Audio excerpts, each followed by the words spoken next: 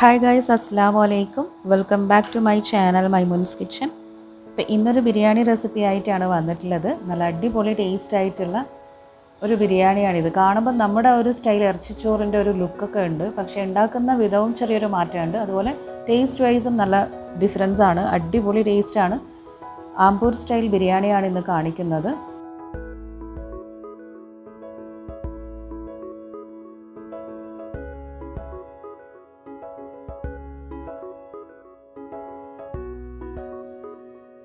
അപ്പോൾ ഞാൻ പറഞ്ഞില്ലേ, ഇത് ഉണ്ടാക്കുന്നതിൻ്റെ ചെറിയൊരു വ്യത്യാസമുണ്ട്. ഇൻഗ്രീഡിയൻസ് അങ്ങോട്ടും ഇങ്ങോട്ടുള്ള വ്യത്യാസങ്ങളുണ്ട്.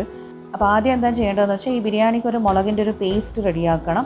ഞാൻ അതിനായിട്ട് ഒരു 10-15ഓളം റെഡ് ചില്ലി എടുത്തിട്ടുണ്ട്. ചുവന്ന മുളക് നന്നായി കുറച്ച് ചൂടുവെള്ളത്തിലൊന്ന് സോക്ക് ചെയ്ത് വെക്കുക. ഒരു 10-15 മിനിറ്റ് സോക്ക് ചെയ്ത് വെച്ചാൽ മതിയാവും.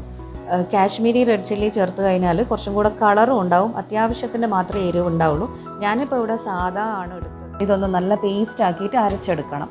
അപ്പോൾ ആ സോക്ക് ചെയ്ത വെള്ളം തന്നെ നമുക്ക് വേണമെങ്കിൽ യൂസ് ചെയ്യാം അരച്ചെടുക്കുമ്പം. ആദ്യം ഒന്ന് വെള്ളം ഇല്ലാണ്ട് അരച്ചതിന് ശേഷം പിന്നെ ജസ്റ്റ് ഒന്ന് കുറച്ച് വെള്ളം ഒഴിച്ച് നല്ലൊരു പേസ്റ്റ് ആക്കി എടുത്താൽ മതി. അപ്പോൾ ഈ ഒരു പേസ്റ്റാണ് മെയിൻലി നമ്മൾ ഈ ഒരു ബിരിയാണിക്ക് ചേർത്ത് കൊടുക്കുന്നത്. പിന്നെ ചിക്കൻ ഞാനിവിടെ 1 കിലോ എടുത്തിട്ടുണ്ട്. കഴുകി വെള്ളമൊക്കെ വാർത്ത് ഇവിടെ വെച്ചിട്ടുണ്ട്. അത്യാവശ്യം നെയ്യോട് കൂടിയിട്ട് തന്നെയാണ് ഞാൻ എടുത്തത്.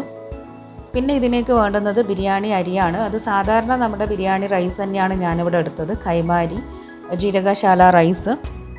ഇനിയിപ്പോൾ ഈ അരി ഒന്ന് നന്നായി കഴുകിയതിന് ശേഷം വെള്ളം വാർത്തിട്ട് ഒരു അരിപ്പയിലിട്ട് വെക്കണം. അപ്പോൾ ഇതുണ്ടാക്കി തുടങ്ങാം. ആദ്യം ഒരു ചെറിയ മസാല റെഡിയാക്കണം. ഞാനിപ്പോൾ ഒരു വലിയ പാത്രം അടുപ്പിൽ വെച്ചിട്ടുണ്ട്. അതിലേക്ക് ഒരു 3 ടേബിൾ സ്പൂണോളം ഗീയും 3 മുതൽ 4 ടേബിൾ സ്പൂൺ വരെ ഓയിലും ചേർത്ത് കൊടുത്തിട്ടുണ്ട്. സാധാ സൺഫ്ലവർ ഓയിലാണ് ഞാൻ എടുത്തത്.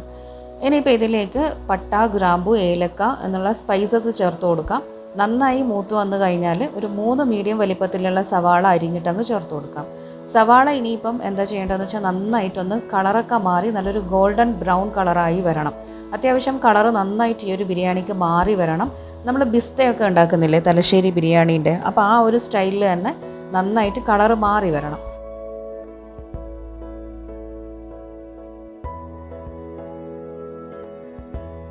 അങ്ങനെ ഇപ്പോൾ ഇതാ നമ്മുടെ ഉള്ളി നന്നായി കളറൊക്കെ മാറി ഗോൾഡൻ ബ്രൗൺ കളറായി വന്നിട്ടുണ്ട്. ഇതിലേക്ക് ഞാനിപ്പം കുറച്ച് ഉപ്പ് ചേർത്ത് കൊടുക്കുന്നുണ്ട്. എന്നിട്ട് എല്ലാം കൂടെ നന്നായി ഒന്നങ്ങ് മിക്സ് ആക്കിയെടുക്കാം. അപ്പം ഞാനിപ്പം ഫ്ലെയിം ഏറ്റവും ലോ ആക്കിയിട്ടാണ് ഇനി വെച്ചിട്ടുള്ളത്. ഇനിയിപ്പോൾ ഇതിലേക്ക് ഞാൻ ഒരു 1/2 ടീസ്പൂൺ ഇഞ്ചി പേസ്റ്റും 1/2 ടീസ്പൂൺ വെളുത്തുള്ളിൻ്റെ പേസ്റ്റും കൂടെ ചേർത്ത് കൊടുക്കുന്നുണ്ട്. അത് പേസ്റ്റ് ആക്കിയിട്ട് സെപ്പറേറ്റ് ആയിട്ട് ചേർത്ത് കൊടുക്കുക. അതെല്ലാം ഒരുമിച്ചിട്ടുള്ളതാണെങ്കിലും അങ്ങനെ ചേർത്ത് കൊടുക്കുക കേട്ടോ. എന്നിട്ടെല്ലാം കൂടെ നന്നായി ഒന്നങ്ങ് വഴറ്റിയെടുക്കാം. ആ ഒരു ഇഞ്ചിൻ്റെയും വെളുത്തുള്ളിൻ്റെയും ഒക്കെ കുത്തൽ മാറി വരുമ്പം അതിലേക്ക് നമ്മൾ നേരത്തെ അരച്ച് വെച്ചിട്ടുള്ള മുളകിൻ്റെ പേസ്റ്റ് ഉണ്ടല്ലോ, അത് ഇതിലേക്ക് അങ്ങ് ചേർത്ത് കൊടുക്കാം. എന്നിട്ട് ആ ഒരു പേസ്റ്റും ഈ ഉള്ളിയും ഒക്കെ കൂടെ നന്നായി പിടിച്ച് നന്നായി ഒന്ന് വഴറ്റിയെടുക്കണം. അത്യാവശ്യം നല്ലൊരു മൂത്ത് വന്ന കളറും മണവും ആയി വന്നു കഴിഞ്ഞാൽ ഇതിലേക്ക് 3 തക്കാളി അരിഞ്ഞിട്ട് ചേർത്ത് കൊടുക്കാം. വലിയ തക്കാളിയാണ് ഞാൻ എടുത്തിട്ടുള്ളത്. കൂടെ തന്നെ കുറച്ച് പുതിനയിലയും മല്ലിയിലയും അരിഞ്ഞ് വിതറി കൊടുക്കുന്നുണ്ട്. എന്നിട്ട് നന്നായി ഒന്നങ്ങ് മിക്സാക്കി എടുക്കാം. എല്ലാം മിക്സാക്കിയിട്ട് ഞാനിപ്പം ജസ്റ്റ് ഒരു മിനിറ്റ് ഒന്ന് അടച്ചു വെക്കുന്നുണ്ട്, കാരണം തക്കാളി ഒന്ന് ഉടഞ്ഞു കിട്ടാൻ വേണ്ടിയിട്ട്. എന്നിട്ട് നന്നായി ഒന്ന് അങ്ങോട്ടും ഇങ്ങോട്ടും ഇളക്കി കൊടുക്കാം.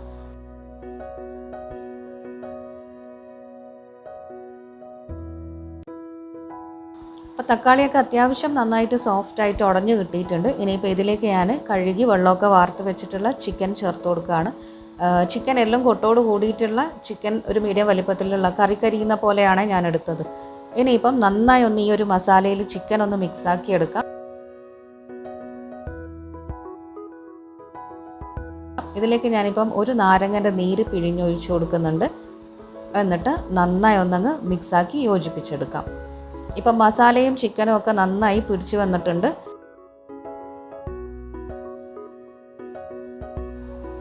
ഇനിയിപ്പോൾ ഇതിലേക്ക് ഒരു 1/4 കപ്പ് തൈര് ചേർത്ത് കൊടുക്കാം. ഞാനിപ്പോൾ അത്യാവശ്യം പുളിയുള്ള തൈര് തന്നെയാണ് ചേർത്തത്. എന്നിട്ട് നന്നായി ഒന്നങ്ങ് മിക്സ് ആക്കിയെടുക്കാം.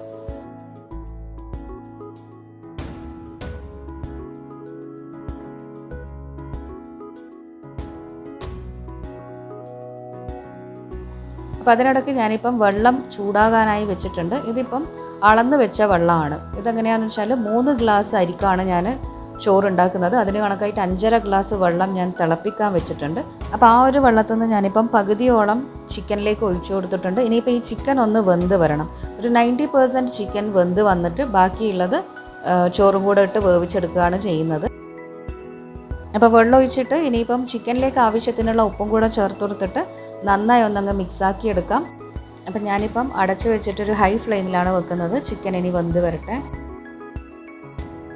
പിന്നെ നമ്മൾ ചിക്കനിൽ ചേർത്ത് കൊടുത്തിട്ട് ബാക്കി വന്ന വെള്ളം ഉണ്ടല്ലോ, ഇതൊന്നും കൂടെ നന്നായി തിളപ്പിച്ചെടുക്കണം. അപ്പോൾ തിളപ്പിക്കുമ്പം ഞാനിതിലേക്ക് ആവശ്യത്തിനുള്ള ഉപ്പും കൂടെ ചേർത്ത് കൊടുത്തിട്ടാണ് തിളപ്പിച്ചെടുക്കുന്നത്. അപ്പോൾ വെള്ളം തിളച്ച് വന്നപ്പോൾ ഞാനിതിലേക്ക് കഴുകി വെള്ളമൊക്കെ വാർത്ത് വെച്ചിട്ടുള്ള അരി അങ്ങ് ഇട്ട് കൊടുക്കുകയാണ്. ഈ ഒരു അരി ഇനി ഇതിൽ കിടന്ന് അങ്ങ് വെന്ത് വരണമെന്നില്ല, ജസ്റ്റ് ഒന്ന് ചൂടാക്കി എടുക്കാം. ഒരു 2-3 മിനിറ്റ് ഒന്ന് ഹൈ ഫ്ലെയിമിൽ വെച്ച് ജസ്റ്റ് ഒന്ന് ചൂടാക്കി എടുത്തിട്ട് ഉടനെ തന്നെ ഇതൊന്ന് വാർത്തെടുക്കണം. അതായത് നമ്മൾ ആ ഒരു ചിക്കൻ ഗ്രേവിയിലേക്ക് അരി ഇട്ട് കൊടുക്കുമ്പം അരി ജസ്റ്റ് ഒന്ന് ചൂടായി കിട്ടണം, അത്രയേ ഉള്ളൂ. അല്ലാണ്ട് ഒരുപാട് വെന്ത് വരണമെന്നില്ല. അപ്പോൾ അതിൻ്റെ വെള്ളത്തിൻ്റെ അളവും കുറച്ച് കുറക്കണം. സാധാരണ നമ്മൾ ഇറച്ചിച്ചോറിനൊക്കെ എടുക്കുന്ന വെള്ളത്തിൻ്റെ അളവ് വേണമെന്നില്ല. ഞാൻ ചൂടാക്കിയെന്നേ ഉള്ളൂ. ഒഴിച്ചു കൊടുത്തത് 2.5 ഗ്ലാസ് വെള്ളമാണ്. അതായത് 3 ഗ്ലാസ്സിന് 2.5 ഗ്ലാസ് വെള്ളമേ ഞാൻ ഒഴിച്ചു കൊടുത്തിട്ടുള്ളൂ. കാരണം എന്താണെന്ന് വെച്ചാൽ ചിക്കനിന്നും തക്കാളിയിൽ നിന്നും ഉള്ളിയിൽ നിന്നും ഒക്കെ കുറച്ച് വെള്ളം എന്തായാലും ഇറങ്ങുകയും ചെയ്യും. അപ്പം നമ്മുടെ ചോറ് കറക്റ്റായിട്ട് വെന്ത് വരും. ഇനിയിപ്പം ചൂടാക്കിയ ആ ഒരു അരി ഉണ്ടല്ലോ, അത് നന്നായി വെള്ളം ഊറ്റിയിട്ട് അരിപ്പയിലേക്ക് ഇട്ടതിന് ശേഷം തിളച്ച് വന്നിട്ടുള്ള, അതായത് ചിക്കനൊക്കെ വെന്ത് വന്നിട്ടുള്ള ഈ ഒരു ഗ്രേവീൻ്റെ മുകളിൽ അങ്ങനെ അങ്ങ് ലെയർ ചെയ്ത് കൊടുക്കാം. അരി ഒന്നിങ്ങനെ ലെവൽ ചെയ്ത് കൊടുത്താൽ മാത്രം മതി. അതായത് നമ്മൾ ഇറച്ചിച്ചോറ് പോലെ അങ്ങനെ അങ്ങ് മിക്സാക്കി എടുക്കണം എന്നില്ല. ഇങ്ങനെ ഈ ഒരു ഗ്രേവിയുമായിട്ട് ആ ഒരു അരി ഒന്ന് മിക്സ് ആയതിന് ശേഷം അടച്ച് വെച്ചിട്ട് ആദ്യത്തെ 5 മിനിറ്റ് ഏറ്റവും ഹൈ ഫ്ലെയിമിൽ വെക്കുക. പിന്നെ ഒരു 10 മിനിറ്റ് ലോ ഫ്ലെയിമിൽ വെച്ചിട്ട് ഏറ്റവും സിമ്മാക്കി വെച്ചിട്ട് വേവിച്ചെടുത്താൽ മതി. അങ്ങനെ ഇതാ നമ്മുടെ ചോറ് റെഡി ആയിട്ടുണ്ട്. ഞാൻ ജസ്റ്റ് ഒന്ന് ഇളക്കിയെടുത്തതാണ്. അപ്പം നല്ല അടിപൊളി ടേസ്റ്റ് ആയിട്ടുള്ള ആമ്പൂർ ബിരിയാണി ഇവിടെ റെഡിയായി. നല്ല സാലാഡിൻ്റെ കൂടെയോ തൈരിൻ്റെ കൂടെയോ ഒക്കെ അടിപൊളിയാണ്. വേറെ തന്നെ ഒരു ലെവൽ ടേസ്റ്റാണ് കേട്ടോ ഈ ഒരു ബിരിയാണി. ഉണ്ടാക്കാനും ഒരുപാട് അങ്ങനെ നമ്മൾ പൊടികളൊന്നും ഒരുപാട് എടുക്കുന്നില്ല. ആകെ ആ ഒരു മുളകിൻ്റെ പേസ്റ്റ് മാത്രമേ നമ്മളിതിൽ യൂസ് ചെയ്തിട്ടുള്ളൂ. പിന്നെ കാശ്മീരി റെഡ് ചില്ലി ആണെങ്കിൽ ഇതിലും കുറച്ചും കൂടെ കളർ ഉണ്ടാവും. ആ ഒരു ഡിഫറൻസേ ഉള്ളൂ. ടേസ്റ്റ് വൈസ് അടിപൊളിയാണ്. അപ്പോൾ എല്ലാവരും ഒന്ന് വീട്ടിൽ ട്രൈ ചെയ്ത് നോക്ക്, എന്നിട്ട് ഫീഡ്ബാക്ക് എന്നെ അറിയിക്കണം. അപ്പോൾ പുതിയ റെസിപ്പീസൊക്കെ ആയിട്ട് നമുക്ക് ഇനിയും കാണാം. അതുവരെ keep watching Maimoon's kitchen. Take care and bye. Thank you.